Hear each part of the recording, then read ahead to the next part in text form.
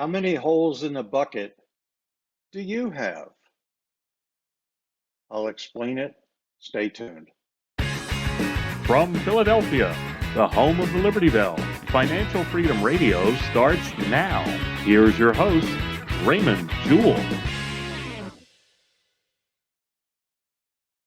Welcome to financialfreedomradio.com. My name is Raymond Jewell, and I'm going to be your host for the next 15 or 20 minutes, or however long it takes. I opened with how many holes are in your bucket, and we're going to explain the holes in the financial bucket, and I think it's going to be quite an eye-opener for you. Uh, First, let's say hi to producer Steve and see what's on his end. Steve, how are you doing? Hey, Ray, how are you? So I'm going to start off the show by saying this. We've had some technical Uh, challenges in the past few weeks. So the show looks a little different today. It sounds a little different. We're experimenting. We're trying some things. We ask people to be patient with us. Um, so far, things look okay. I mean, don't you think, Ray? They look okay so far? yeah, I mean, except me, I look a little scruffy, but Well, I didn't shave that's either. We're really putting this together with bubblegum and baling wire today. So we just ask the audience to be patient with us. And I am normally running things through all kinds of automated systems back here. None of them are working today. So the show is going to be interesting today. So I'll leave it at that. But I'm apologizing up front.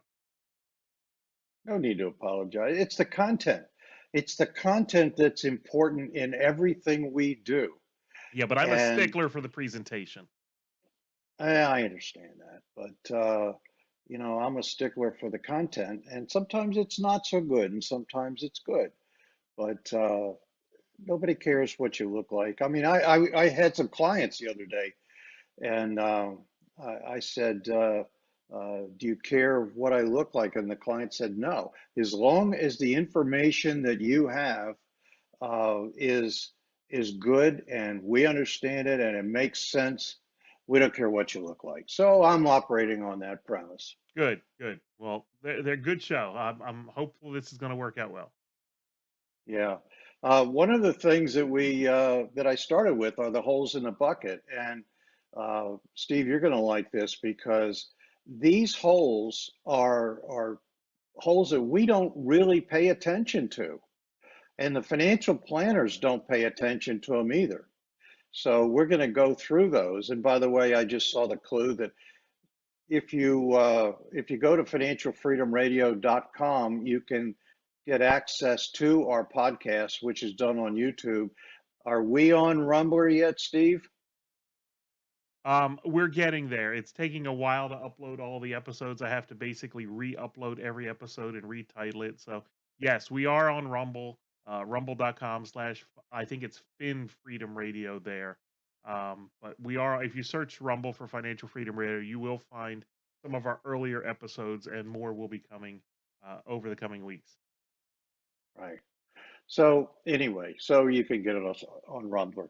Um, and this information is really good information. We'd love for you to share it with your friends and your family at financialfreedomradio.com. But if you are still a YouTuber, you can go to youtube.com/ financial freedom radio and like and subscribe to our podcast.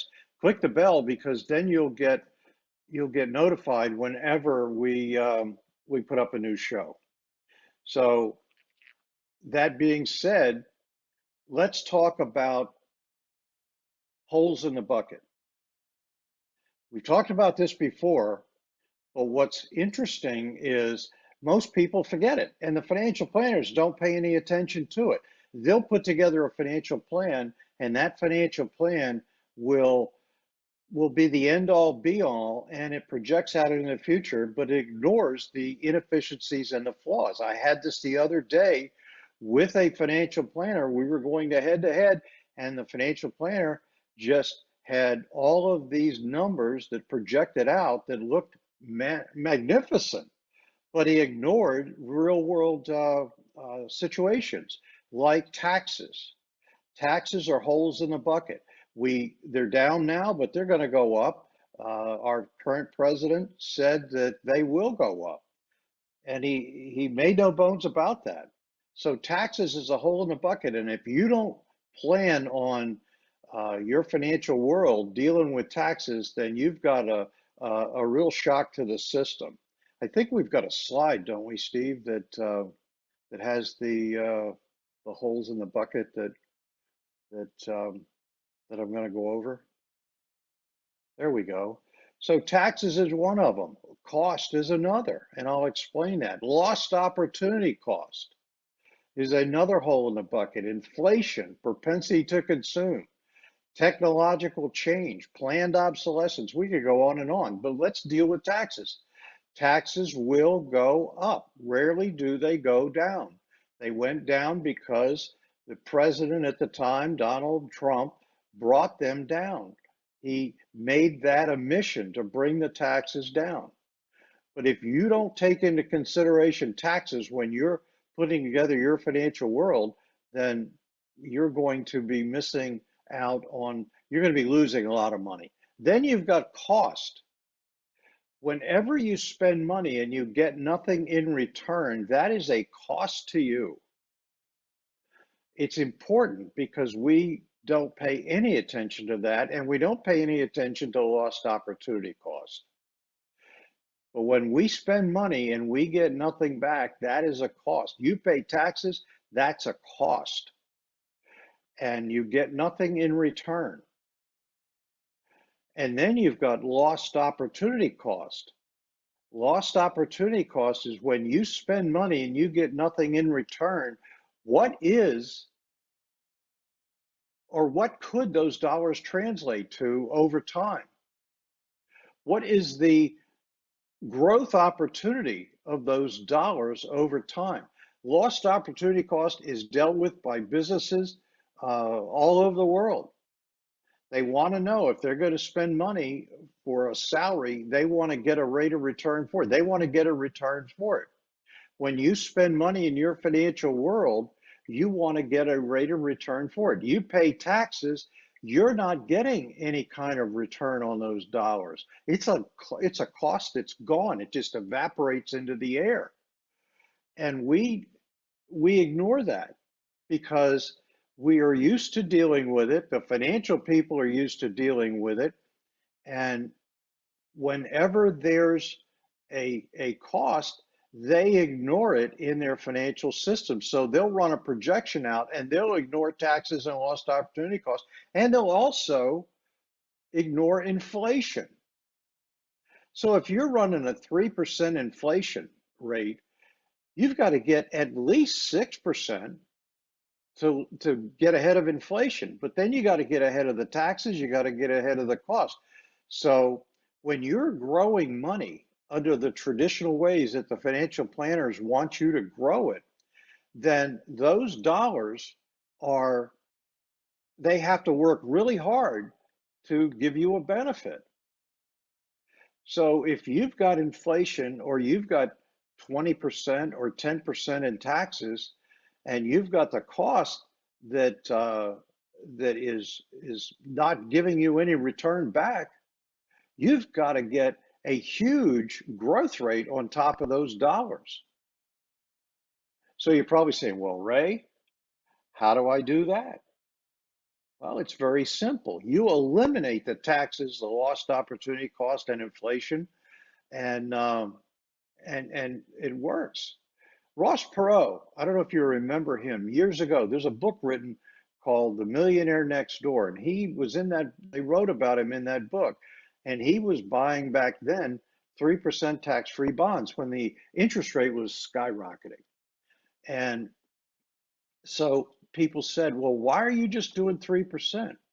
He said, it's very efficient. He said, I got no taxes, I got no lost opportunity cost, and it it's going to give me 3% no matter what happens.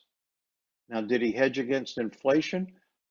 Probably had to deal with that, but he eliminated the cost in his system, in his uh, portfolio of what he was doing.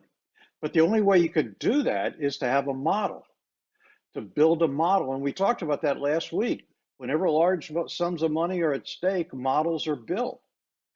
So we need a model that will let us know what what we're doing before we do it, so we make sure we're doing the right thing.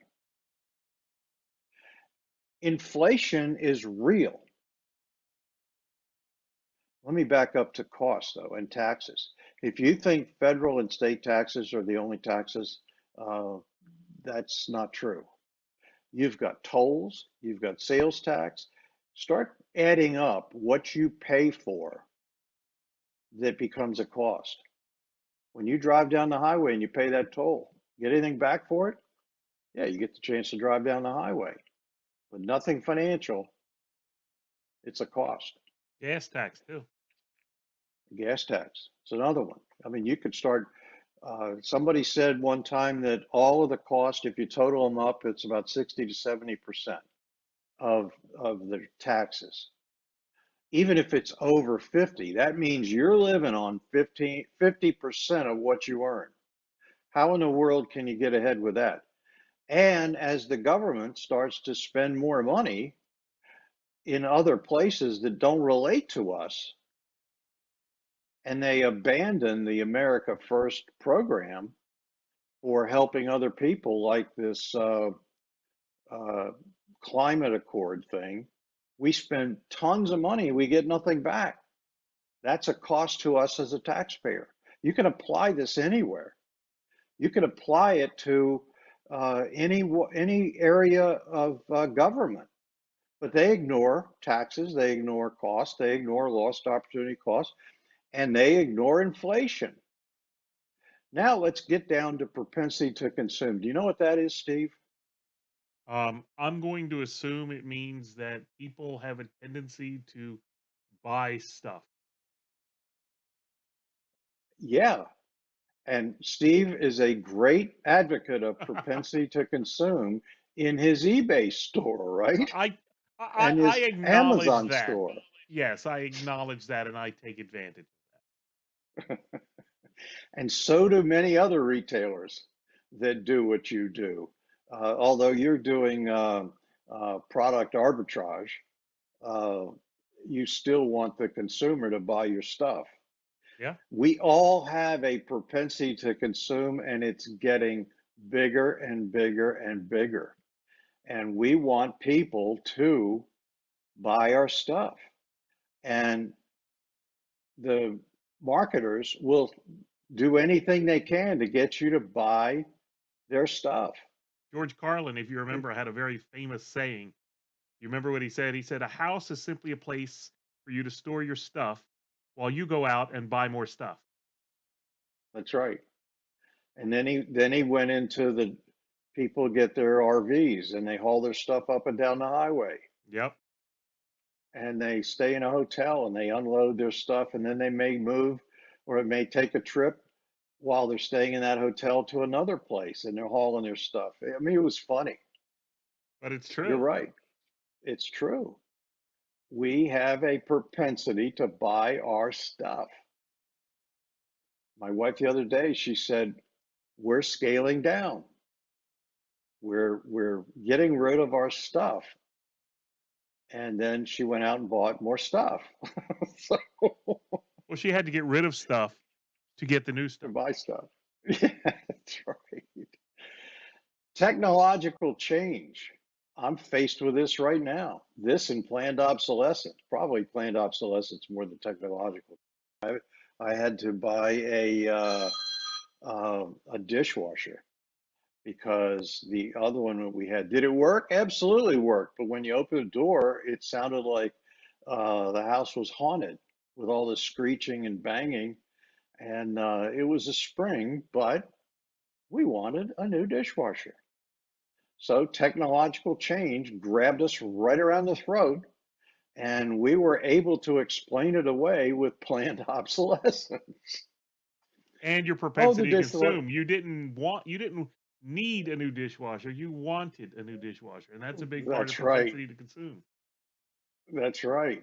So we explain it away by saying, well, it's old and it makes noises and it makes a lot of noise when it runs. I mean, rarely could I hear it, but my hearing's not the best anyway. So we made excuses and we got a new dishwasher. Propensity to consume, technological change, and planned obsolescence. Another favorite one of mine are washing machines. You guys listening, to women listening to this, understand that, and some guys. I'm not one to run the washer, but my wife does. And the motor went out in our washer, and I said, "Well, let's just get it fixed." So we have this service that we use down here in Florida, where we pay a flat amount of money, and they come out and we pay a flat amount of money every year, and they come out and they cover everything that we have. And so uh, I called him and said something wrong with the motor. And the guy came out and he said, "Well, our service covers replacement of the motor, but he said the motor is a $500 motor, and we can replace it, but you, I got phones going off all over the place here. Sorry, folks.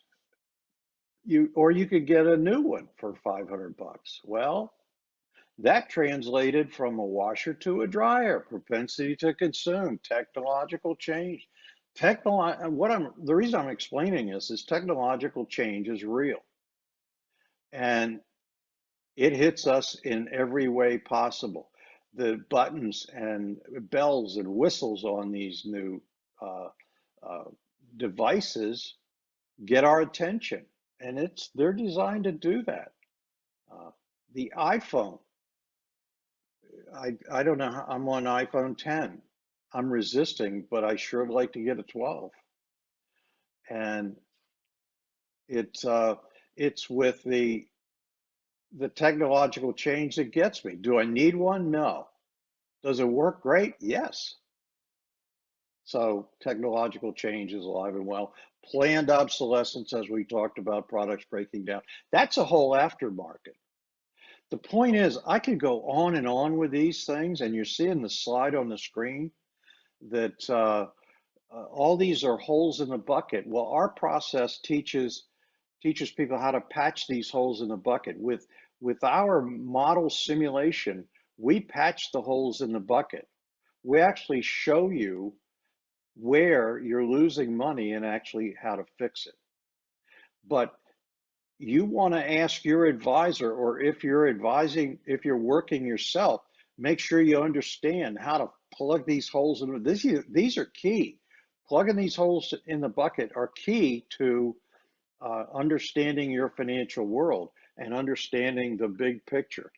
But see, we have these holes in the bucket, and if you put water into a bucket and it had holes in it, all the water would leak out. And you know how much force you need to push behind that water to maintain a level, even though you've got holes, to maintain a level. So we want to put income in our bucket to maintain a level. Well, if you patch the holes in the bucket, a trickle fills the bucket. And that's the problem that people are faced with. They're putting water into the bucket, money into the bucket, and the bucket has holes in it, and they have to keep forcing more money into that bucket, just as if it were water.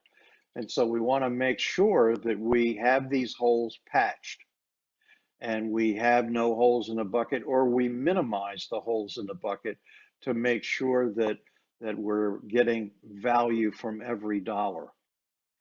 So I hope this show was. Uh, I hope you liked it. We're trying to give you information every week. I, please pardon the technological changes that we're going through here. We're trying to fix some issues, and it is technologically biting us in trying to get these issues fixed. It's driving Steve. I don't know how much hair he's still got hair, but I'm getting a bald he's spot though. he's pulling it out. But thank you for coming. Thank you for listening and downloading. We're just blessed that you're here. Please pass this on to other people, financialfreedomradio.com or youtube.com Financial Freedom Radio, or check out Rumble, Financial Freedom Radio. So I want to thank you all for coming, listening, downloading, and we'll see you back here next week. Take care. Have a great week, and God bless you. Thanks for listening. Please remember to subscribe to the podcast. If you want to learn how to create real sustainable wealth like the extremely rich people do, or maybe you just want to sustain the wealth you already have, you need to check out Dr. Ray's new book, Why the Rich Are Rich. Ray's been coaching clients for 35 years and has completely unlocked the secret strategies that rich people use day in and day out to grow and sustain their wealth regardless of what's going on in the economy. His book is completely free, and you can get it by going to whythericharerich.com and entering your email address. Again, that's whythericharerich.com. Head over there now.